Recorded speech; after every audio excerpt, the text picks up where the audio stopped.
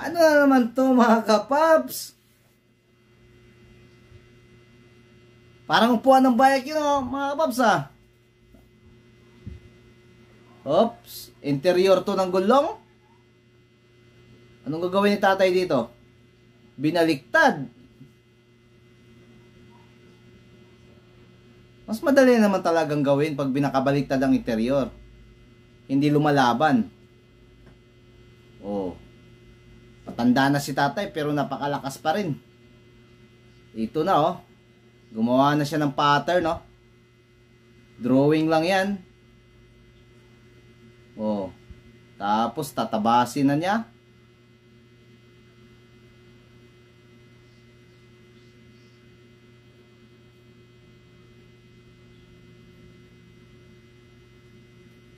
Tinabas na niya yung nilagyan niya ng pattern kanina. To, alam ko na to. Upuan to ng bisikleta to. Tapos sinati niya sa gitna kasi masyadong makapal. Medyo tipid na rin yan.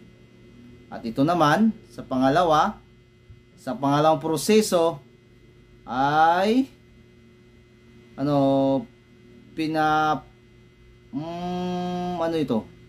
pinasok sa isang hulmahan ng bisikleta, yung sa upuan, hulmahan sa bakal.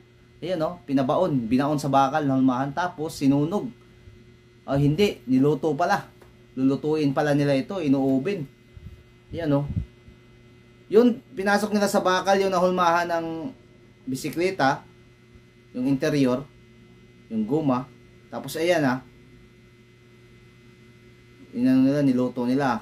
Inubin nila. Ayun, ito tinanggal na. Luto na.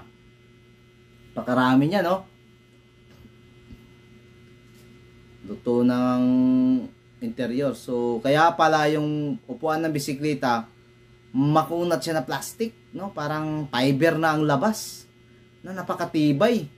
Ito, tinanggal na niya ang lock, oh. Lumalabas na. Ayan na nga, oh. Ayan, interior pala yan na niluluto. At tapos tinanggalan ni tatay yung mga excess, mga sobra-sobra. Mano-mano lang talaga ang gawa nila dito. Tapos kinulayan ng itim. Makintab na. Itim, bagong-bago na. Ayan, bisikleta na. Upuan ng bisikleta na, matibay oh.